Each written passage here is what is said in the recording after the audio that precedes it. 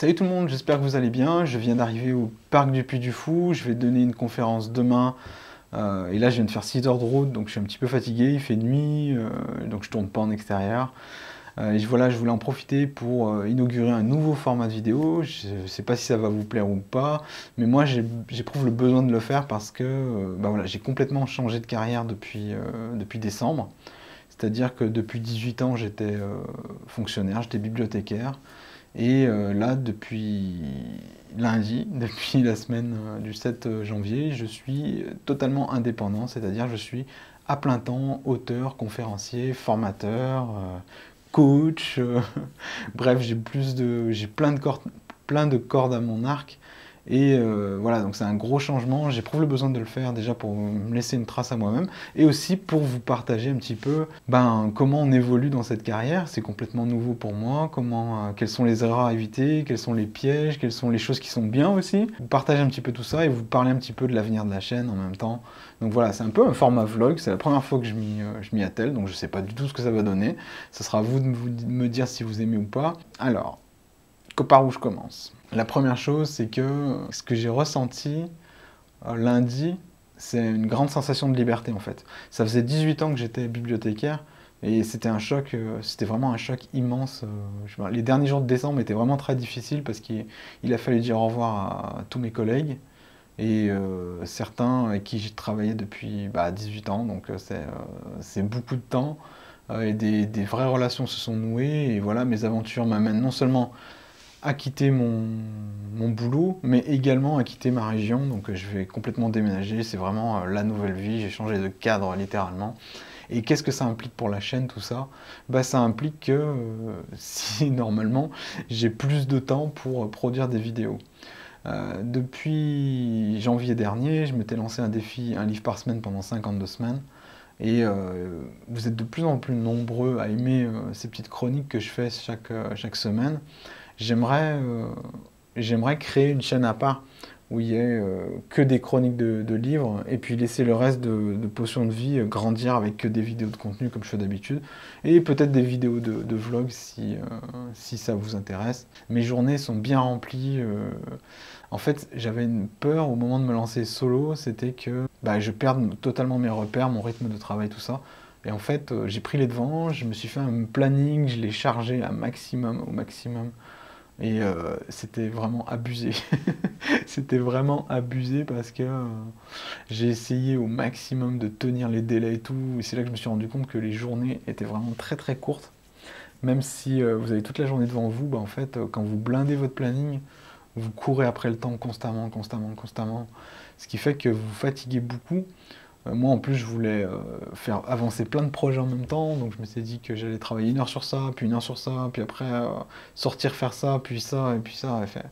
Au bout d'un moment, en fait, le premier lundi, je me suis donné à fond, donc c'est bon, j'ai plus ou moins tenu la baraque, mais je me suis retrouvé le lundi soir, je piquais du nez, je m'endormais tout seul devant mon écran, et en fait, je me suis rendu compte que je pouvais pas continuer comme ça, sinon je me créais un deuxième boulot, en fait. L'idée, c'est quand même d'être moins fatigué qu'avant et de faire que ce qui nous plaît. Donc là, il n'y a pas de problème. Franchement, le lundi matin, la première chose que j'ai ressentie, c'était une intense sensation de liberté. C'est vraiment ce qui m'a marqué à fond, quoi. Je veux dire, mon réveil a sonné, parce que je mets tout le temps le réveil, moi ça me dérange pas de me lever. Et sauf que là, ce qui changeait, c'était que j'avais pas besoin d'aller au boulot, quoi. J'avais pas besoin de sortir dans le froid, dans la neige, dans la pluie. Je pouvais rester à la maison et faire mes activités, faire ce qui me plaisait. Donc continuer le défi, un livre par semaine, j'avais plus de temps pour lire, plus de temps pour écrire mon prochain livre, plus de temps pour tourner des vidéos. Mais malgré tout, j'ai jamais assez de temps. Les journées sont trop courtes, mais cet intense sentiment de liberté après 18 ans à être salarié, c'est quelque chose que je suis pas prêt d'oublier parce que c'est vraiment... Là, je suis encore sur des étoiles en fait. Donc peut-être qu'un jour je m'y habituerai, je pense qu'un jour je m'habituerai à cette sensation de liberté, que je la prendrai pour acquise. Mais voilà, je suis très heureux d'avoir pris cette décision. Au jour d'aujourd'hui en tout cas, peut-être que je le regretterai dans 1 an, 2 ans, 3 ans, je sais pas.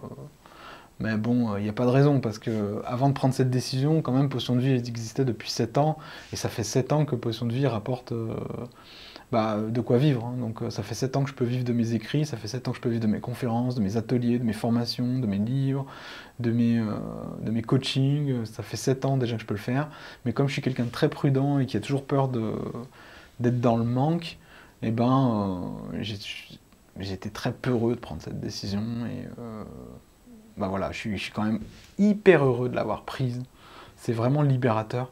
Si un jour vous êtes dans ma situation, c'est-à-dire que vous pourriez théoriquement vivre de ce que vous faites et que vous hésitez, franchissez le pas parce qu'il y a quand même du bon, il y a énormément de bon derrière et franchement si j'avais pas pris cette décision, j'aurais regretté toute ma vie. Là je suis heureux, je vis une nouvelle aventure, littéralement. Et parfois, même si ça fait peur, se forcer à un peu de changement, c'est une très bonne chose quand même. J'ai du mal à sortir de ma zone de confort, mais là ça a été vraiment l'antithèse de ce que je faisais, l'antithèse du confort, hein, c'est le risque total. Si ça marche plus, bah voilà, je suis à la diète, quoi. mais non, j'ai pas du tout cette impression-là. Là, je suis convaincu d'avoir pris la bonne décision. Donc pour la chaîne, qu'est-ce qui va se passer? Est-ce que je vais produire plus de vidéos? Oui et non. Je tiens vraiment à créer cette deuxième chaîne. J'ai déjà son nom, mais je le garde encore secret. Une chaîne spécifiquement sur les livres. Pourquoi je fais ça? Parce que déjà, il y a pas mal de gens qui sont sur la chaîne Potion de Vie qui n'ont rien à faire des livres, quoi. Et il y a pas mal de gens qui n'aimeraient voir que des livres. Donc je me dis que c'est deux publics qui sont un petit peu différents. Et je me dis que c'est peut-être le bon moment de créer une communauté spécifiquement autour des livres, et puis de continuer à faire grossir Potion de Vie, sans parler tout le temps de bouquins à des gens qui n'aiment pas lire, quoi, par exemple. Donc c'est comme si j'avais deux passions maintenant. Ce défi-là, un livre par semaine, moi j'ai choisi les livres, mais ça peut être n'importe quoi. Hein. Si vous prenez l'engagement de faire un défi, de vous lancer un défi qui est super long comme ça, qui demande beaucoup de concentration, mais que vous avez envie de réaliser, prenez un engagement public et lancez-vous, quoi. Mais ce défi m'a changé la vie. Et peut-être même qu'il a participé à accélérer la décision de tout plaquer, ou je sais pas, peut-être que ça a joué également. En tout cas, un défi comme ça peut vraiment vous changer la vie. Donc je vous encourage vraiment à vous lancer des défis, à vous dépasser, et surtout ce qui est important, c'est prendre ça comme un jeu. Je dirais qu'il faut suivre votre instinct un petit peu, et puis il faut surtout garder l'état d'esprit, c'est un jeu, c'est une fête, c'est du fun. J'adore également quand quelqu'un arrive à terminer son objectif et que j'ai pu, d'une manière ou d'une autre, apporter une petite pierre à l'édifice. Que ce soit par une vidéo, que ce soit par un accompagnement personnalisé, que ce soit par un livre. C'est ce qui me plaît dans ce métier, quoi. C'est vraiment d'aller à votre rencontre. Et ça me fait plaisir de partager des techniques. Et comme je le dis, hein, si je peux aider une personne, pour moi la mission est accomplie. Au niveau de la chaîne, ça veut dire quoi? Eh ben, ça veut dire que je vais continuer à bosser. Je vais continuer à bosser, mais c'est pas vraiment du boulot, c'est de la passion. Si un jour vous avez une question à me proposer, à me suggérer, un thème que vous voulez que j'aborde, n'hésitez pas, je le traiterai, ou je le retraiterai, s'il a déjà été traité. Pour certaines vidéos, des vidéos sur la lecture, sur la mémorisation, sur la technique du palais mental, du voyage, tout ça. Je suis passionné par le cerveau, je suis passionné par comment on apprend plus vite, comment on reprend confiance, comment on se motive, comment on arrête d'être timide, enfin voilà quoi. Je sais pas pourquoi je parle de tout ça, d'ailleurs ça vous saoule peut-être. Je veux tester cette vidéo, c'est un format vlog. C'est un peu une quête pour moi, une quête d'indépendance totale. Youtubeur à plein temps, je pense pas. Parce que j'ai beaucoup de choses, j'ai beaucoup d'autres choses. J'ai beaucoup d'autres choses, je suis auteur avant tout. Je me définis plutôt comme un auteur. J'écris des bouquins, c'est ça, c'est ce que je préfère faire, c'est là où je suis vraiment bon. Ça vous plaît aussi, hein, je veux dire, les livres ils se vendent bien, ils sont plutôt cool, bien notés, c'est cool, j'ai hâte de vous faire voir mon prochain hein, d'ailleurs. Donc dans les semaines à venir, qu'est-ce qui va se passer? J'ai pris un petit peu de retard, oui ça commence bien, hein, la première semaine est déjà en retard.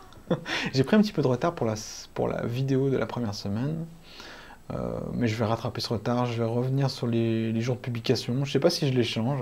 D'habitude, je publie le jeudi soir et le dimanche. Le dimanche, je publiais des bouquins et le jeudi, je publiais une vidéo de contenu. Les avant-premières, je ne sais pas si ça vous plaît, mais moi, j'aime bien être là, pouvoir chatter avec vous, en fait. Pour certaines avant-premières, par exemple, la vidéo sur comment faire la prise de notes ou comment faire des mind maps, il y a vraiment beaucoup de gens connectés en même temps et ça ça faisait plaisir quand même. La vidéo était tournée à l'avance, mais j'avais beaucoup d'interactions, beaucoup de discussions, beaucoup de chats avec vous qui étaient, c'était très intéressant. Donc, bah, je sais pas, après, il y a des gens qui aiment pas l'avant-première, qui trouvent que ça sert à rien. Moi, je trouve que ça me sert à chatter avec vous, donc j'aime bien l'idée, j'aime bien le concept. Puis de toute façon, si vous n'êtes pas là l'avant-première, la vidéo, elle disparaît pas, elle est toujours là, quoi. Donc, l'avant-première, c'est juste la première sortie officielle, quoi. Après, si vous n'êtes pas là au jour J, au moment T, c'est pas bien grave, on s'en fout. Je vois pas pourquoi ça dérange certains, mais bon, si ça vous dérange vraiment, je l'arrêterai. Je suis assez ouvert à vos suggestions. Comme d'habitude, les trolls, les haters, j'en ai eu quelques-uns des haters, me poussent.